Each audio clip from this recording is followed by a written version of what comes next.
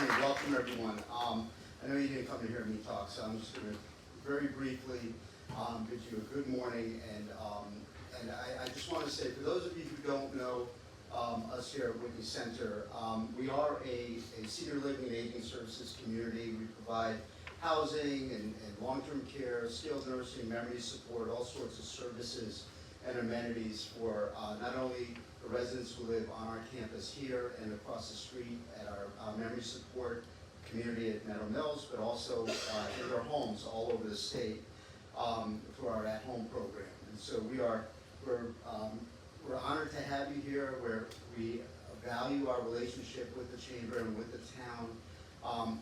Whitney Center's mission is excellence in senior living, which is really a reflection of our core belief that every individual, regardless of age, regardless of cognitive capacity or physical ability, has the right to self-determination, has the right to engage in life the way they choose to engage in life for their personal fulfillment. And our role is to partner with them and their families and the community in pursuing their goals as they live out their lives. And so we are a community that is looking to become a trusted resource and a catalyst for transforming the way communities view and support aging. In this country, I believe that we tend to behave in a very ageist way, and so we have a responsibility to change that narrative. We have a responsibility to demonstrate that this phase of life is one where aspirations are abundant, where people can thrive and have goals, and our role is to really support that. So part of that vision is to be active in our communities that we serve, is to partner with our community stakeholders in a way that starts to affect the change in the narrative. So again, our partnership with the Chamber and the town is something that's very important to us, and we're so appreciative that we're able to do this again this year. So thank you, and welcome to you all. Thank you so much, Mike. Now I have the privilege of introducing Mayor Lauren Garrett, who earlier this week presented the town's budget to the Legislative Council. As business professionals, we recognize the vital role a well-planned budget plays in driving economic growth, enhancing community services, and ensuring that Hamden continues to thrive. We look forward to gaining a deeper insight into her plan and her vision for business growth and economic development initiatives. Following Mayor Garrett's remarks, there will be an opportunity for questions. You will find index cards on your tables with pens that now work. And a member of our governmental affairs team will be collecting them at the end of the presentation. Questions have also been developed by our governmental affairs committee and will be included in the questions with the audience. We encourage you to take advantage of this opportunity to engage in deeper insight into the town's plans and its priorities. Once again, thank you all for being here, and we welcome Mayor Lauren Garrett.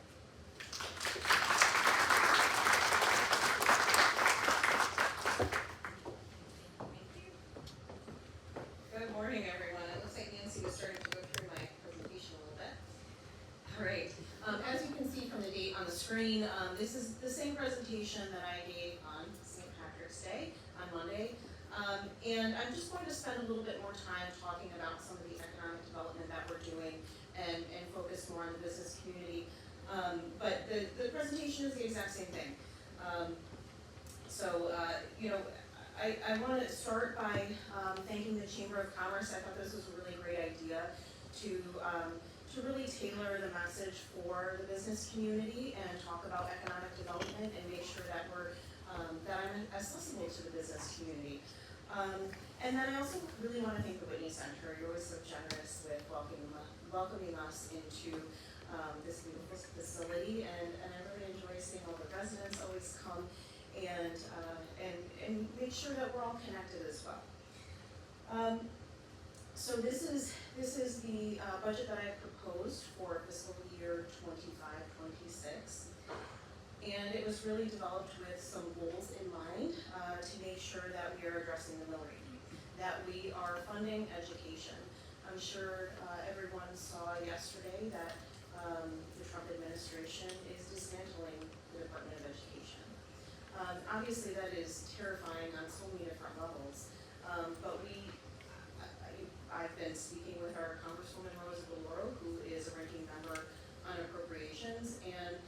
she's really concerned about the funding and the loss of funding that we might see in education, as well as many other funding streams, like Medicaid. So I think it's important that we as a community fund education, because I'm worried about the loss in some federal streams of money. But we are also developing some programs that we can, that will be used to help improve housing in Hamden. We want to make sure that the housing stock that we have currently is good quality, and so that requires some oversight from the town. So we're building out that program currently. We're implementing traffic calming with more planned, and we want to make sure that in Hamden we have good quality of life. We've had a lot of financial successes over the last few years. We've grown the fund balance to over $24 million. We've increased our bond rating from all 3 rating agencies, Fitch, S&P, and Moody's. And we've updated Hamden's financial policies and procedures for the first time in 30 years. I can tell you that when we started this work with the financial policies and procedures, it was a binder this thick with messy papers on computer, paper typed out on a typewriter with policies and procedures that were crammed into a binder.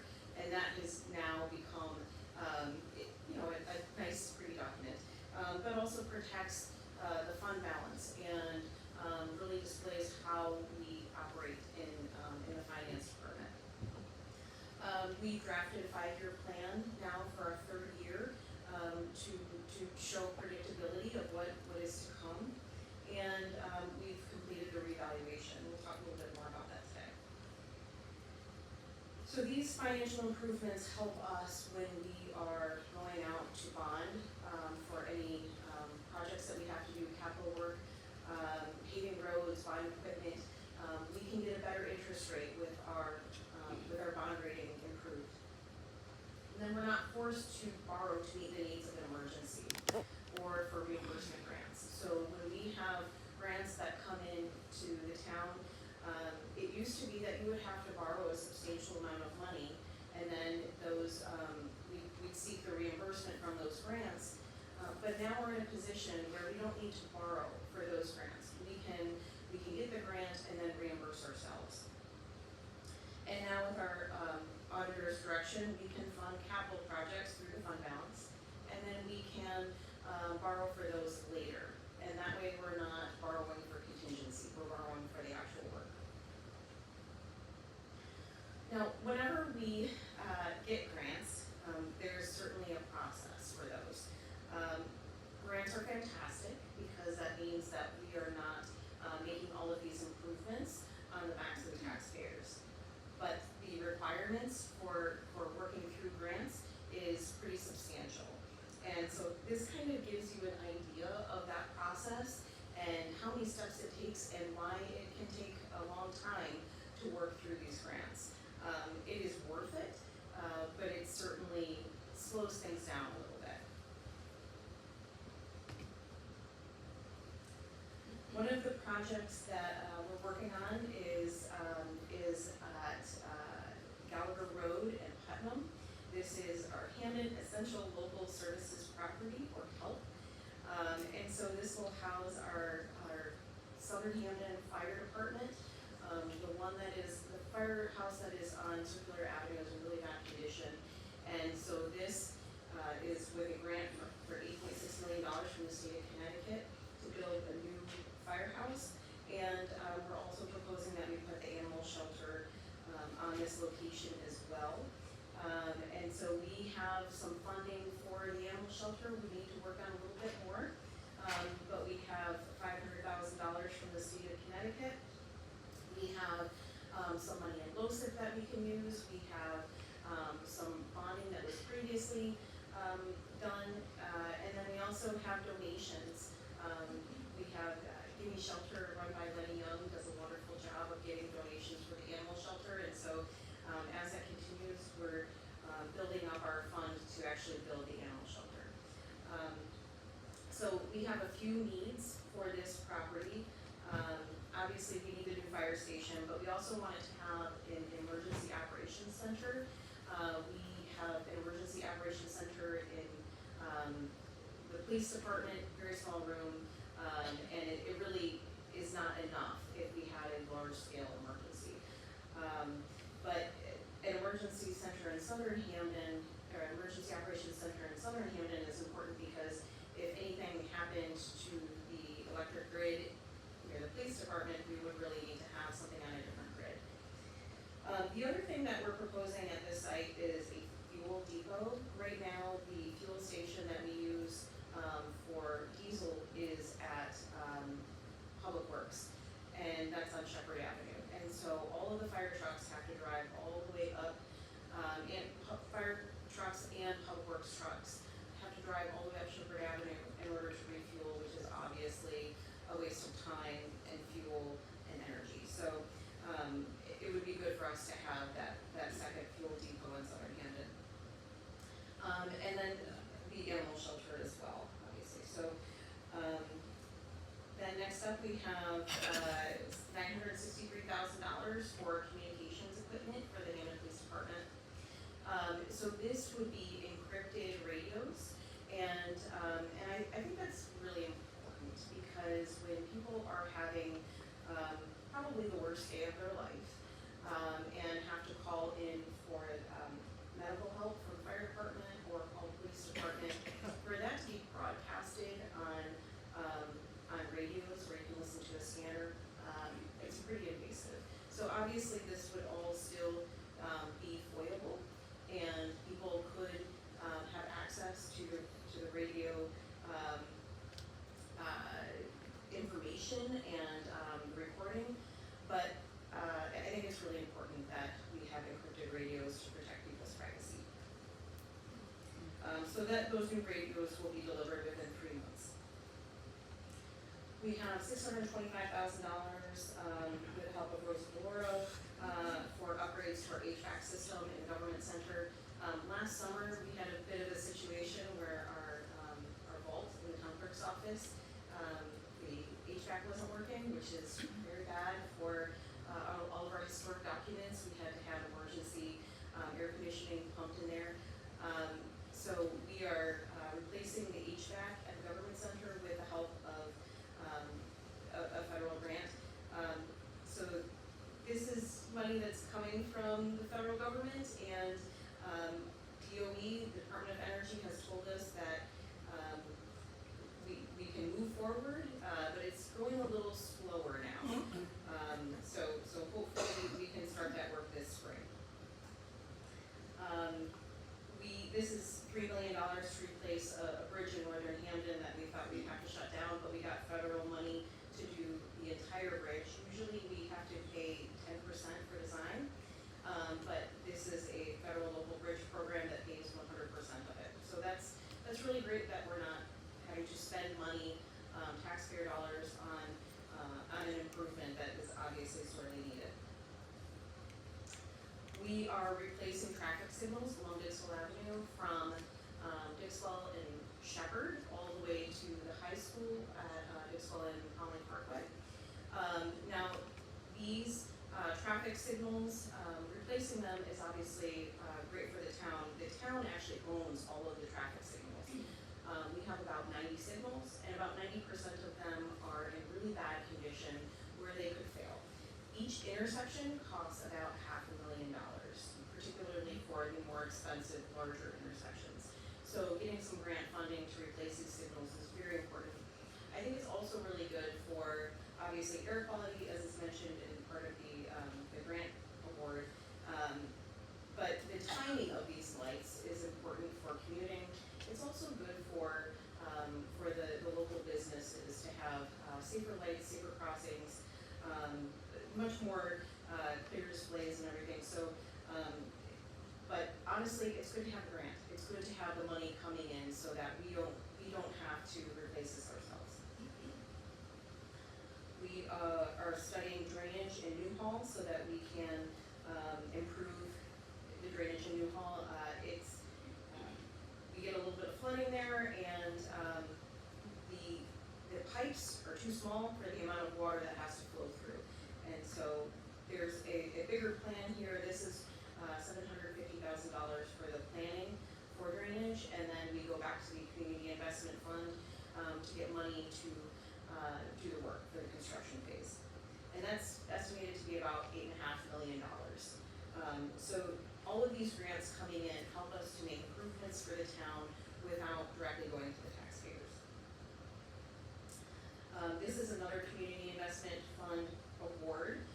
It's $5.4 million from Department of Economic and Community Development. And so this is demolition of the academic building at the old middle school site. The building that has the graffiti, broken windows, where the fire department has been multiple times to put out fires. It's also been absolutely soaked with water from fire hoses. It is a building that is dangerous, and so to finally be able to demolish this building is really important to all of us, to the community that lives there, to the fire department that has to go into that building, and generally for the liability of this building. We expect demolition to start this summer, which is phenomenal after 20 years of watching this building deteriorate. There is another building on that site, the old gymnasium, which is not in as bad condition. And so we are working on plans to renovate it into an arts and recreation youth center. We are incorporating some workforce development into that so that we can make sure that our youth have jobs that they can go to after going through high school. We really want to give our youth an opportunity, and this helps us to do that. And so this is a partial demolition of a renovation, and we're using ARPA funds to do that. Some of the other ways that ARPA funds have been used include studying the New Hall foundations to make sure that we have an understanding of the work that needs to be done, a design. And so I've met with our state delegation, with people from bonding at the state to help us write a grant so that we can get the funding for the construction. Just yesterday, I met with State Representative Sweet, State Representative Winter, and then people from the bonding, House Democrats bonding, so that we can write the application the right way and seek the correct funding source so that we can get this work done. We expect to have that work completed, the application completed by the end of next week. So we are very actively getting funding for that project. I've already mentioned the community center with the ARPA funding. We also awarded 17 small businesses grants through ARPA funding to reimburse costs related to COVID or to help them with some investments into their business. We put money towards the Coordinated Access Network. This is helping people who are at risk of experiencing homelessness or homeless to connect them with housing and services. And then we got the fire department, the self-contained apparatus, SCBA, and it replaced old outdated equipment so that our firefighters are safe when going into a fire. And the ARPA funds helped to fund a drainage study along with the avenue north of Mount Carmel. And this helps with economic development. If we can update and get sewers north of Mount Carmel and Whitney Avenue, that opens up possibilities for economic development. Obviously, there's a little bit more land the further north you go, and we want to make sure that there's opportunity there. I've spoken to a lot of businesses who are established in that area, and they want the sewers.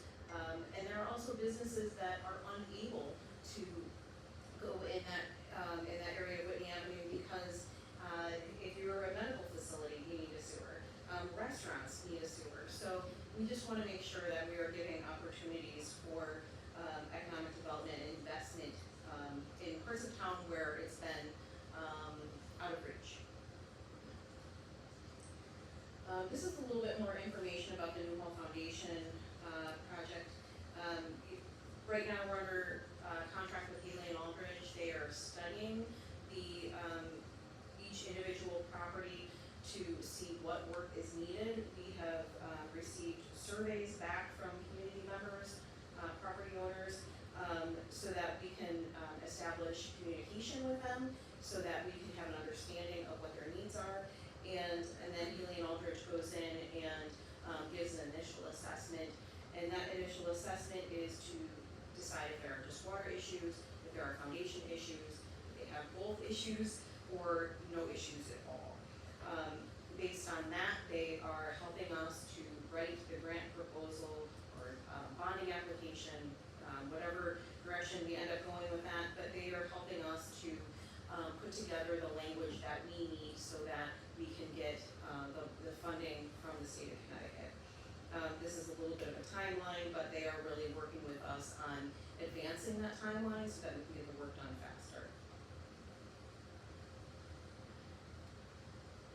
So another community investment fund award is for affordable housing on State Street. This is $8.6 million. And so we've worked with Regan Development to apply for this grant. It's 63 units at 60% AMI, which is incredibly affordable. And so the money that we got from the Community Investment Fund is really for infrastructure improvements surrounding this area so that we can have safe transportation and pedestrian access.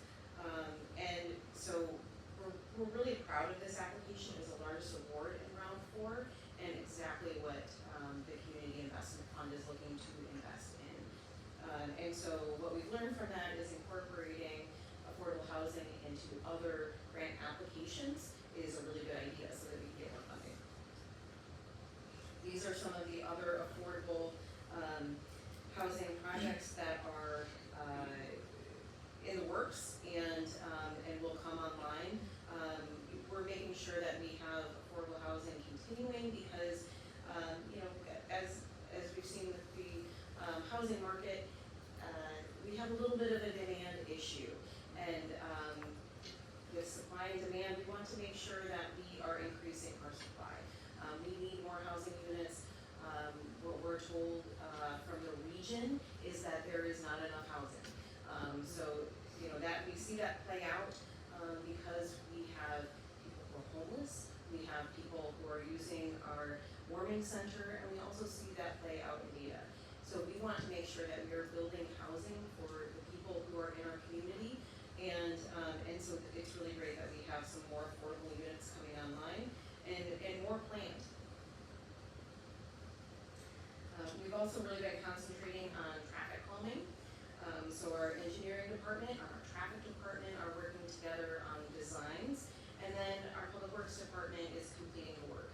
A lot of other communities will have this all done with contractors, and it's a lot more expensive. So by doing it in-house, we do it cheaper, and they're doing a great job.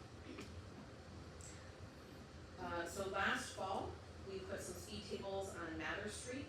We put in a traffic island on Howard Drive because the road is very wide, and so we narrowed the lanes there. And then at Brook Street and Wintergreen, we narrowed the intersection for safe pedestrian crossing, and now you have to take the corner a little slower. We have designs for Leader Hill, which is right outside of this building. A few speed tables and elevated pedestrian crossings so that the residents of the Whitney Center can cross the street safely. And then we also have some traffic calming on Gilbert, Rochford, and Garrett, and West Todd. So right in front of Westwood School, there are some speed tables, some traffic calming there. This is, Bus Rapid Transit is a really exciting project for the town. This is a grant that the City of New Haven, City of West Haven, and Town of Hamden, as well as the State Department of Transportation have all collaborated on. And so this would be bus transportation that moves faster than the average vehicle because they get kind of preferential treatment at the traffic signals, so they'll have a chip in them, and it'll clear the intersection ahead of them so that buses can travel through much faster. We'll have dedicated lanes, and in with this project is something that I'm pretty excited about, traffic circles. And so because it's faster to go through an intersection, you have very steady, consistent traffic with the traffic circle. There are several of them planned to go in line with the bus rapid transit coming up Dixwell Avenue. So that crazy intersection at Dixwell Putnam Circular is going to have a peanut, so we're calling it Putnam Peanut. Now, to go along with bus rapid transit is a lot of economic development.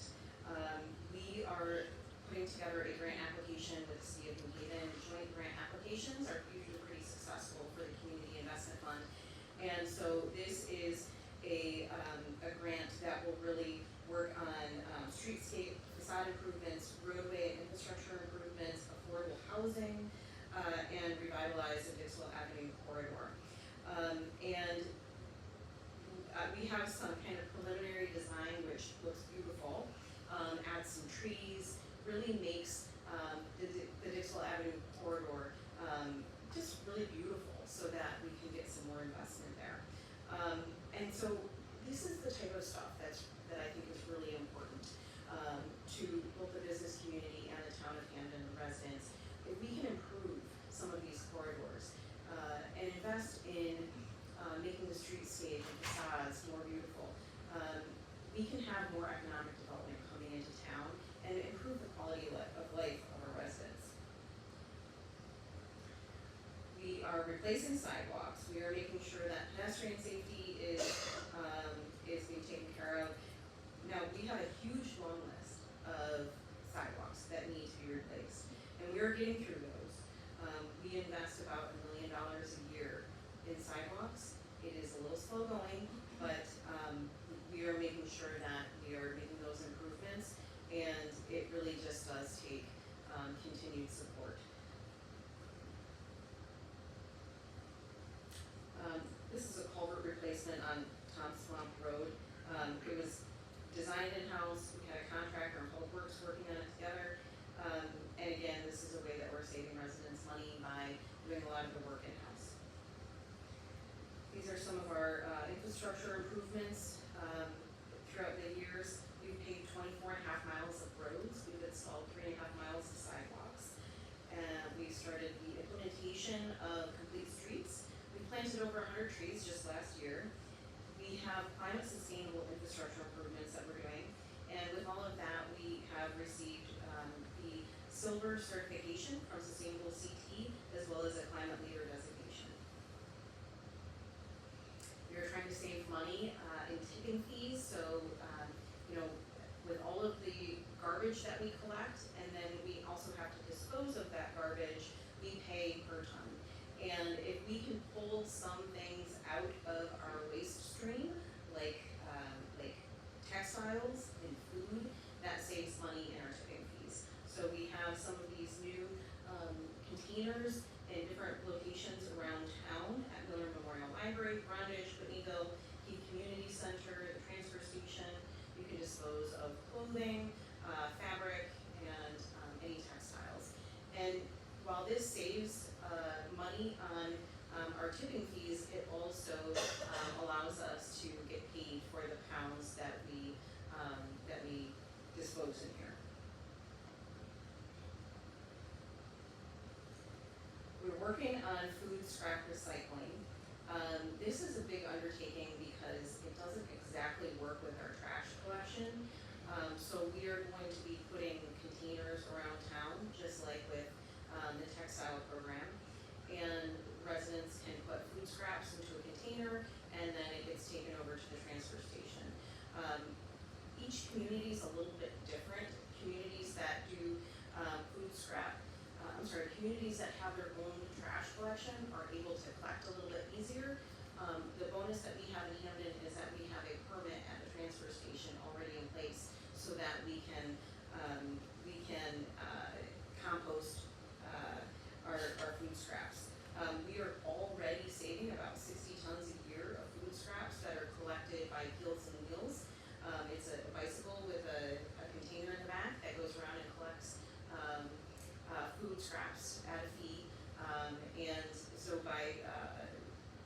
some of that food out of our waste costs and tipping fees, it helps us to reduce those tipping fees. So our Hamden Police Department achieved full staffing for the first time in 20 years. We've hired a crisis intervention team outreach coordinator who is helping to connect with our homeless population, with the different service providers that we have for youth intervention and diversion, like Connecticut Connecticut VIP, Violence Intervention Program. And then we have seen some success in that. So crime has dropped 8% in 2024. And across all different areas of crime, with the most drastic reduction in violent crime, which is something to really be proud of. We also, just last week, there was a bust at a smoke shop where they seized 2 guns, narcotics, including fentanyl, and were able to make some arrests there.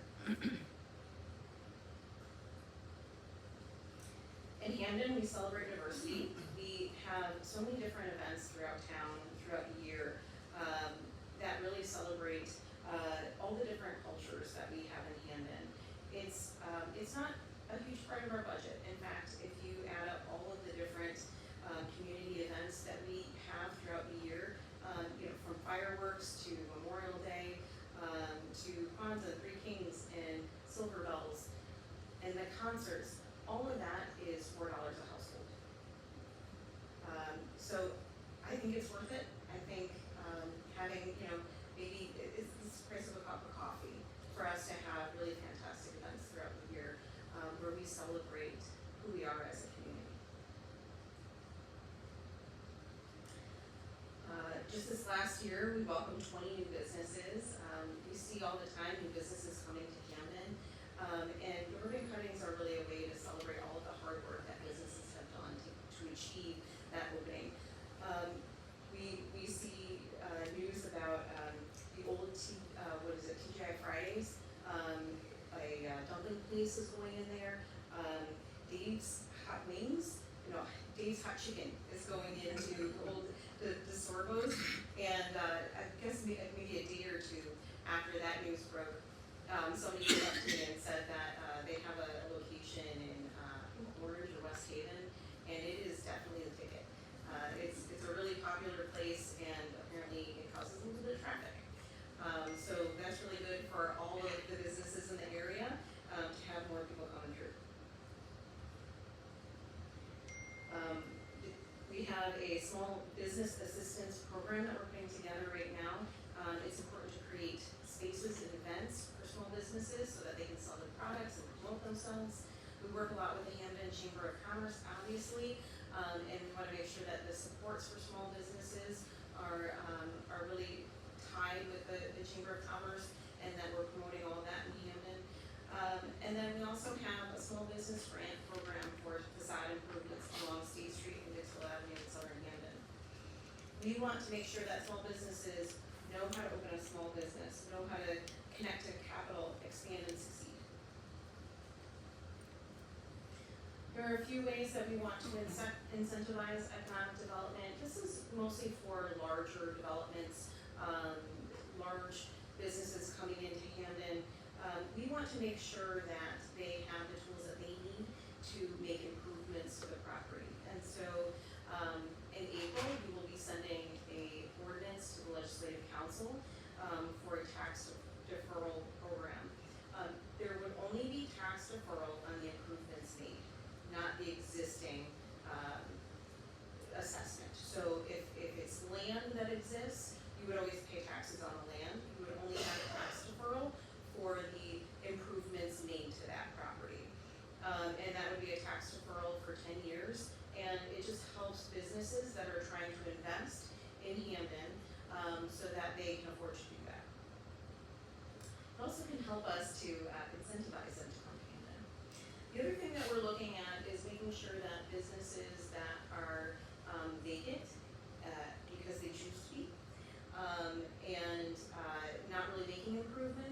we want to make sure that, they're really encouraged to make these improvements. So, we will be drafting another ordinance, that really incentivizes them. Places like Moore Motors, that hasn't done anything, in years, we want to make sure that if they're not going to, participate and improve, that building, or at least try to find a tenant for it, we might hit them with an additional fee. All right, we've also made a lot of technology improvements to the town. We wanna make sure that there's a lot of accessibility, that people can find information, that it's easier for people to, connect with the town, review our budget. So, ClearGov is the budget software that we use this year. It used to be, the budget was always created in an Excel sheet, and it was, not the best way, because then that was just copied and put on the website. It's not searchable, you don't get all the information. And so ClearGov, the software, it was definitely a challenge to get it all done, but, it allows us to see 5 years of actuals. It allows us to, search, the budget, and it really just is, I think, helpful for residents to be able to see, everything that's in the budget. We've also moved all of our boards and commissions to Civic Clerk, so that there's consistency in the way that the, agendas are really, viewed and, created. So I think that's really helpful. It's really easy for the agendas to get posted, and then, so you have that standard template. And then in addition to, Civic Clerk, we also have Zoom rooms, and this allows our boards and commissions to really set up easier. So, it used to be that in order to have a hybrid meeting, you'd have to have everybody connecting on a laptop. Now you can just go into a Zoom room, which is just really what it is a display, on your desk, and then the TV that has the Zoom and a camera, and you hit go on the module on the desk. It's really easy technology for people who may not be comfortable with technology to come in and connect, for the boards and commissions.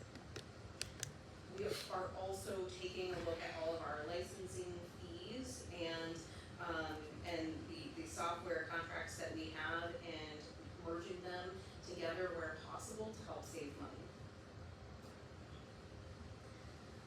Now with regard to the budget, some of our drivers are obviously education, medical, pension, debt, and all of our contractual obligations.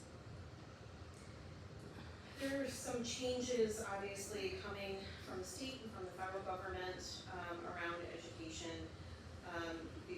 I'm obviously really worried about the changes from the federal government and the loss of funding that we might see.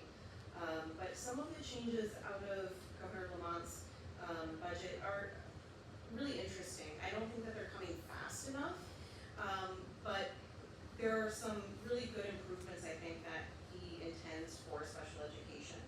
So incentivizing districts that, provide special education in district and regionally, rather than outplacing students. When you outplace students, it's very expensive. It can be over $100,000 per student. If we can educate students, more students in district, in our public schools, we can save money. In order to do that education, though, we need to make sure that we are investing in our classrooms, investing in the special education teachers, making sure that they have the tools that they need to educate our students. So, Governor Lamont's, proposal is to provide grants for, obviously, like I said, districts that do this work in-house, and then grants that, pay for the build-out, for the building out the capacity of special education in district. And so there's some money that is proposed in the fiscal year, 27 budget. And as I said, that money is not coming soon enough, but our state legislature, recognizes that and, passed a bill, just a couple weeks ago to provide special education, reimbursement for districts, this current fiscal year, which really helps out, the Board of Education in Hamden.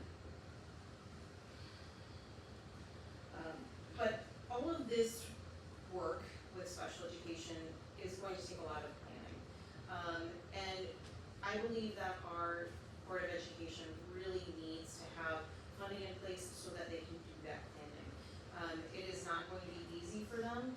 It is not something that you can do overnight. So if we are approaching 2026 and going into fiscal year 27, and we don't have a plan together, we will not be able to take advantage of these grants. This is the education budget. On the last page of it anyway. That was proposed by the superintendent and then voted on by the Board of Education.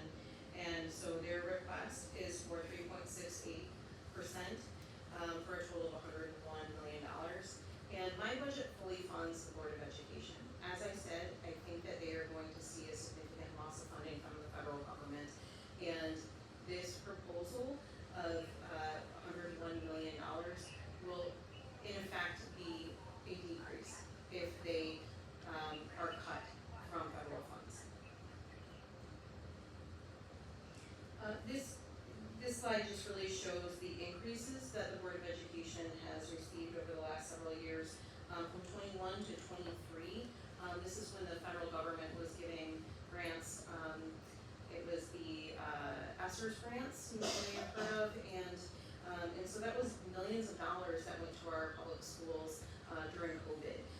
And so these increases are a lot lower because of that funding was used to supplement the budget, and unfortunately was not used to make improvements and really mitigate some of the effects of COVID, which is unfortunate. So the 3.68% increase is in line with what they received last year, and really what they need to educate our students. We've had some successes in medical. Now, our medical is very expensive. It's $57 million, but that's just a 3% increase this year over last year, while other municipalities are seeing increases in the double digits, 10 to 12%. We are able to achieve savings because we went out to bid on our agent of record, and we negotiated prescription drug costs, negotiated savings for stop loss. So we are finding savings in medical, which means that we're not going up by as much.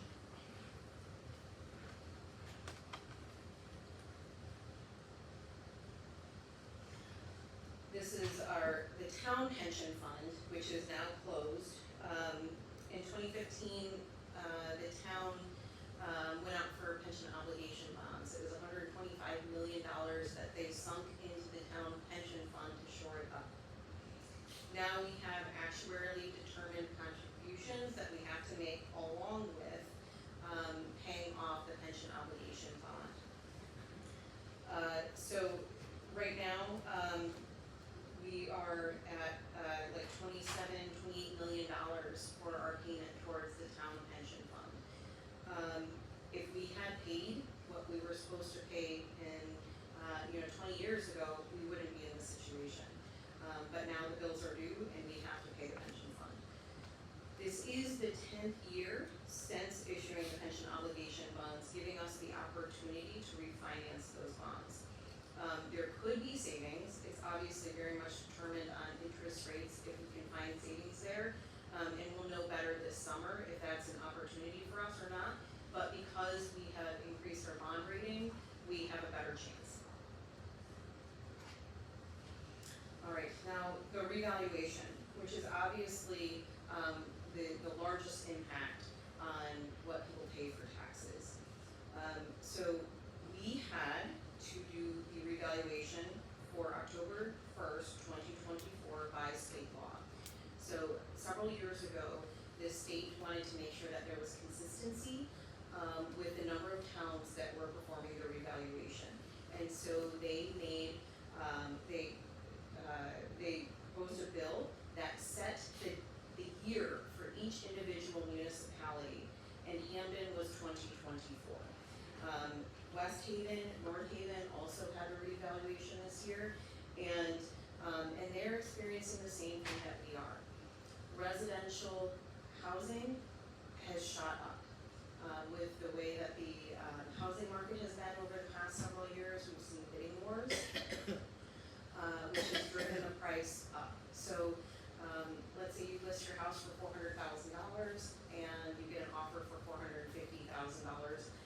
or the bidding war, well, now the new market value is $450,000. And so the prices being driven up on residential housing mean that we've seen very big increases for the market value. And then with commercial real estate, we see vacancies. A lot of office spaces are vacant because people have moved out of office spaces and into, working from home. And so, commercial real estate has increased, but not nearly as much as residential values. And so there's really been a shift from commercial to residential. The impact of this is that property owners, people who own a home, are seeing their prices really drive up. Their taxes are increasing because of this revaluation. It would be unethical and illegal for me to put my thumb on the scale with the revaluation. You can't do that. What I did demand out of the revaluation company was that they provide as much transparency as possible. And so all of the similar sales are listed on the website. You can see all of the individual assessments. It was important to me to have public meetings to explain the revaluation. We've done all of that because it's important that people have the ability to fight their assessment if they choose to, so they can appeal. And all of the information that they would need for that appeal is directly on the website. So you need to see all the similar sales, all the comps that were used for building out the grand list, for determining individual assessments. It's all on the website. That's what I was able to do. I wish that I could change the revaluation. I wish that I could make it so that it wasn't this big shift to residential. It's unavoidable, unfortunately.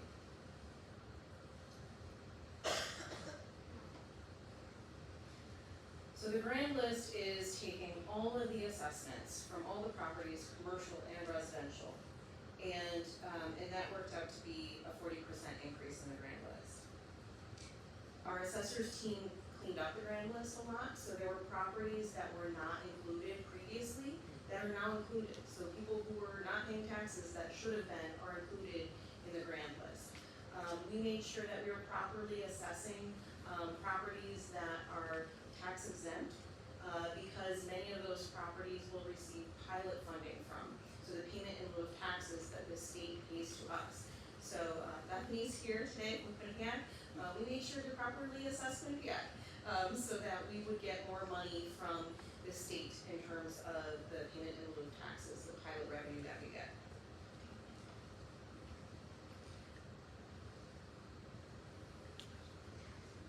We took a look at different municipalities and what they pay, what the cost of running their municipality is per capita.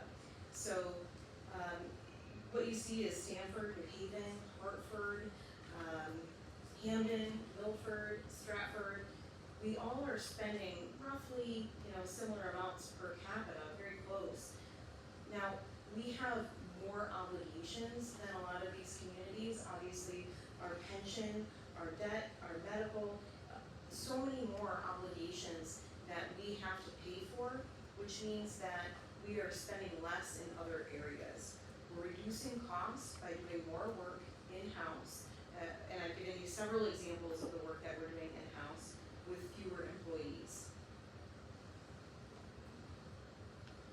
This is a little bit about the budget summary, the money that we spend on public safety, the pension, debt service, and the total budget number of $313,653,000. And then some of our revenues, and then the mill rate set at 46.61 with after a 9 mil reduction.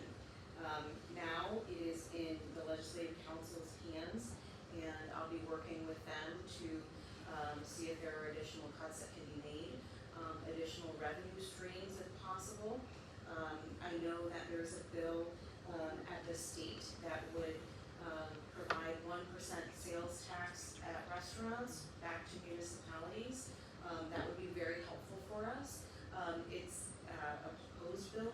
It hasn't passed yet. I don't know if it will or not. I hope it does. But, you know, these are some additional revenue streams that are possible. And, you know, we'll definitely look at what cuts can be made. Minor cuts can be made. Anything too big would really just cripple any departments. And you'd really be looking at cutting positions. And as I've stated, we have fewer employees than a lot of municipalities. So if you cut employees, you're really just crippling departments. Departments that provide economic development to the town. Could you cut police? You could. And then we wouldn't be, we would have even fewer police officers than a lot of our neighboring communities. And we wouldn't have, you know, the crime statistics and the drug busts to show for. So can we cut? We can. And this town will look a little different because we won't be able to provide the same services that we do now. So included within the budget, we are assessing and addressing the threats to federal funding. We have a salary setting for non-union positions for recruitment and retention.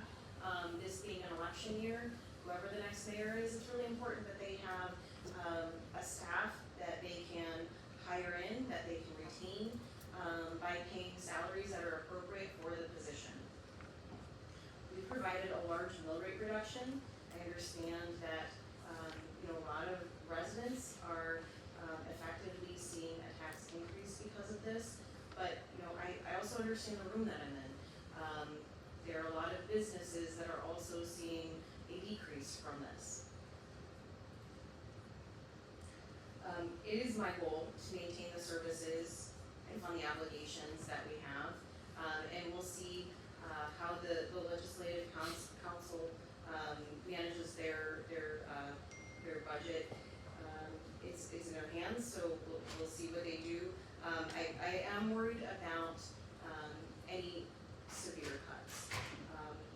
I would like to see this town move forward. I think for economic development, if we don't have the services that we have, if we paralyze the services that we have, we will have a very difficult time with economic development. Obviously, we are continuing to increase our affordable housing. We are making our streets safer with traffic calming. We have big plans for economic revitalization, particularly in southern Hamden. And we want to make sure that we are improving the delivery of services to town. I want everyone to feel safe living, shopping, and enjoying Hamden. And I want to make sure that we are also continuing with our cultural events, our concerts, and what makes Hamden exciting and fun to live in. And I really appreciate all the work that my team has done in producing this budget. The department heads that we have are fantastic. They work really hard to make sure that that we have quality services, that people are treated respectfully. My team, including Brian Murphy and Stephen White, have really helped out building out the budget and the new budget software.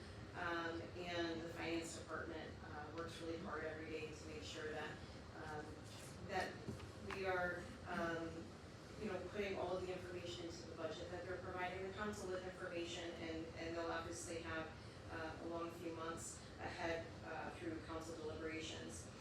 But I also really appreciate all the taxpayers who are helping to fund this town, and I know you know, what a challenge that is. We do have high taxes in Hamden after a lot of financial mismanagement. Is, you know, you can't outrun the pension costs. We pay more for our pension than a lot of other municipalities because of mistakes that were made and no funding during several years. So now that's on the back of the current taxpayers, and I know how hard it is. I also pay taxes, and I do know how hard that is.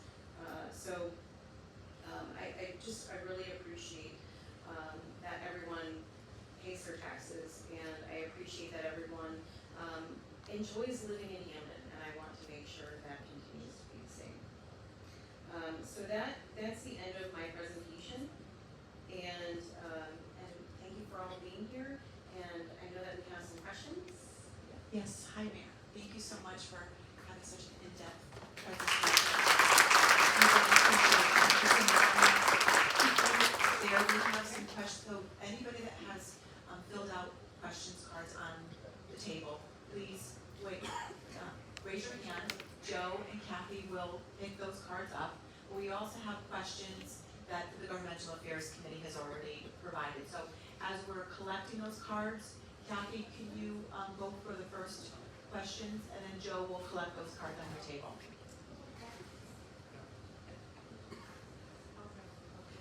So Joe, as you collect those cards, I'll start to ask the questions. Thank you, Mayor, for being here, Jack. Of course. For fiscal year 2025, you budgeted $220 million for tax collection. For fiscal year 2026, you're proposing $233 million.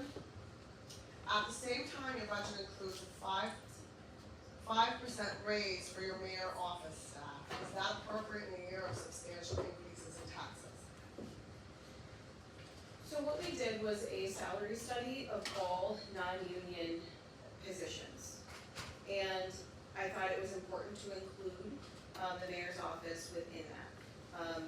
And so we have about half of our non-union department heads who are paid appropriately for the position that they have.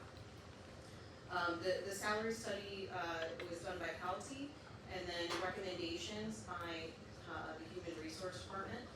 And so with half of our department heads being paid really a competitive, appropriate amount, and then the other half not being paid an appropriate amount, I think that particularly in an election year, it's important for whoever the next mayor is to have the ability to hire staff that is paid appropriately for the work that they do. These are people who do not make overtime.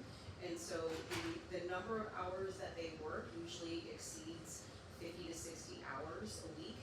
And when you're not getting paid overtime to work, but the people around you are getting general wage increases, that they're, it's very unionized environment. So you have union members who are getting paid GWI, you have union members who are getting paid overtime, while the department head is getting paid effectively less than the people that work for them. Okay. I think that's really challenging. Okay. Our next question is, what steps are you taking to establish partnerships with large businesses to encourage them to move to Hamden that can significantly offset the tax burden for Hamden residents? Small businesses are vital to our community, we all know that. But they alone will not bring the large-scale impact needed for meaningful change for the tax. So, kind of have two parts there, right? So, some small businesses actually really grow to be large-scale businesses. So we've seen that with like Wheats and Cheese, Nero. They have taken their small business and really grown into a business that is they manufacture cheese or equipment that goes throughout the country. And so small businesses have a lot of potential. They could grow into this very large business. And they really are the backbone of our community. A lot of small businesses are owned by people who live directly in our community, so the impact is seen pretty greatly. They're keeping their dollars local. In terms of larger businesses, I talk to real estate developers, I talk to agents who represent large businesses looking for space in Hamden.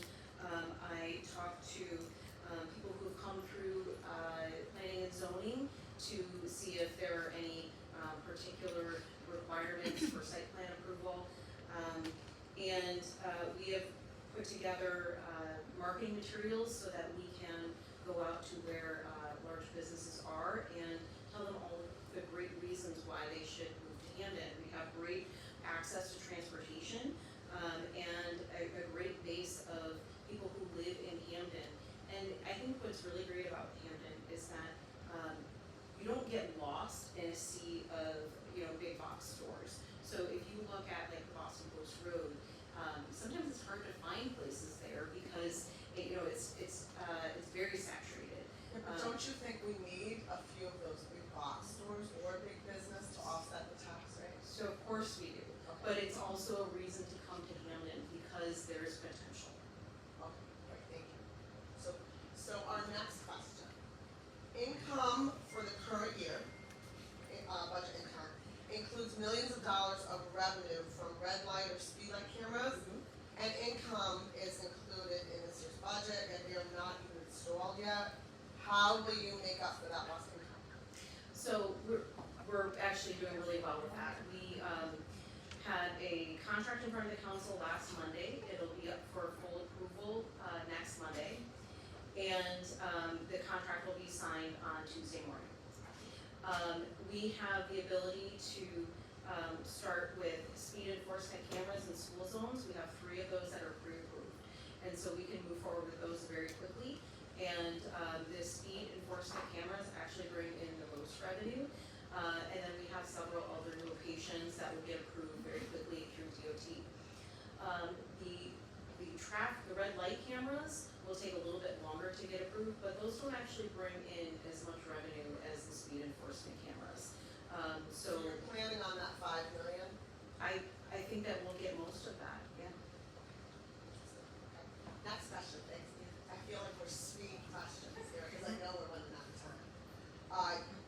You made no mention of the current year's budget. Do you anticipate a surplus or a deficit, and how much? So we are still, it's kind of late in the fiscal year, but a lot of our expenses and revenues kind of shake out in the last quarter. We usually do pretty well with tax collection. We have our tax collection rate set at 98%, and we usually exceed that by a few million. So that helps us out. We usually do pretty well in medical, but a lot of the bills come through over the summer past the end of the fiscal year, the incurred but not reported claims. And so it does take some time to see how everything shakes out. We do have a very tight budget and some challenges, but it's really too early to tell. Thank you. For fiscal year 2025, okay, wait, one question. I shuffled my questions. And now here, I got it. 4 to 5 million of revenue or reduced expenses are necessary to lower the mill rate by just 1 mil. What expenses would you cut, or how do you propose to grow the town's grand list, considering that the town has not had an income development plan since 2021? All right, so the 4 to 5, it's 1 mil is roughly $5,115,000. So if we're looking for a 1 mil reduction, we need $5 million. I think that if we could get lucky with the restaurant sales tax, but without that, you're really looking at eliminating positions. You would have to flat fund the Board of Education. We're not required to have a library. I think we should, but that's $2.5 million. It's really eliminating positions, and at that point, we would not be able to provide the services that we all care about. If people don't want to have those services, then they should speak up, and I'm sure the council will hear that. But you would have to start eliminating positions, and at that point, you save maybe a little bit in medical, you pay a little bit in unemployment, and there are some minor cuts that can be made throughout the budget, little tightening. It means that departments don't really have the funds that they need to do the work that they do. This budget right now, in the Public Works Department, we have a lot of old HVAC, which is constantly breaking. And so we have to pay to get that up and running again, or put in temporary heat until we can replace HVAC. And so right now, they need to replace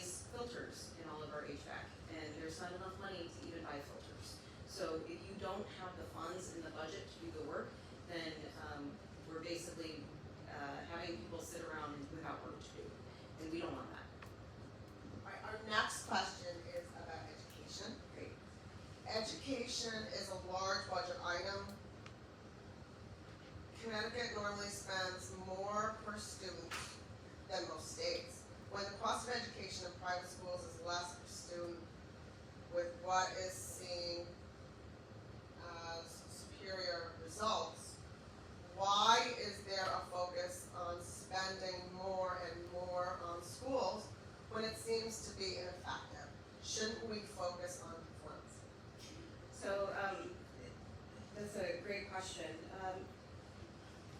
Private schools don't have to accept students with challenges. So you don't have students that have requirements for, or that are English language learners. Typically students who have any disabilities or special education needs aren't going to private schools. They don't have students with a lot of needs. Socioeconomically, these are usually students that are wealthier or come from wealthier families. So you have a pretty rich student population that doesn't require a lot of investment for extra resources. On top of that, our public schools pay for transportation to get the private school kids to the private schools. So there's more of a cost on public education and a student population for private schools that is doesn't have the needs that our students have. And I see Lynn Cambo nodding along with me because she was on the Board of Education and knows this very well. It's really kind of an unfair comparison. And all of the costs and burden is on the public schools. And it's going to cost more to educate students that have more needs. Excellent, thank you for that great answer. Our very last question, because I know we all have to get to work. At the budget address, more than one speaker during the public hearing argued against constructing a community center at the old middle school site. One speaker using the term foundations first. Should the town put aside a community center until the immediate neighborhood's needs are completely addressed? So I appreciate the question. I think that we can do both. I think we shouldn't be creating an ultimatum for people. I think that it's important for us to serve the needs of our youth. If you look at the Dalio report, the 119K Commission, we have 119,000 youth who are disengaged. They don't have a job, they don't have school to go to, and without those positive things in their life, they become disconnected. And I want to make sure that our youth have every opportunity, which is why part of the community center proposal includes workforce development. What you didn't see at the budget address was kids speaking out saying this is something that they want. I've spoken with kids at Key Community Center who want this, are excited about it. I've asked them, what are your needs? What are you looking for this youth center? And they've highlighted needs for mental health services. So we have put a little bit of that into the design, some office spaces, small group area where we can make sure that we're connecting with kids and giving them the resources that they need, the mental health supports that they need. So I just want to make sure that, if we're listening to our community, that we're not excluding the youth. Thank you, Mayor. Thank you so much for your time. Thank you for your in-depth presentation. Thank you for being here. Thank you for all of you for being here as well. There's plenty of time, there's plenty of food, so use this opportunity to still make connections. Mary, you'll stay here for a couple more minutes in case anybody wants to ask questions, and please enjoy your day, but we really appreciate you being here. Thank you to Whitney Center and their staff who are hosting and sponsoring us this morning. We appreciate it. Thank you so much. Thank you.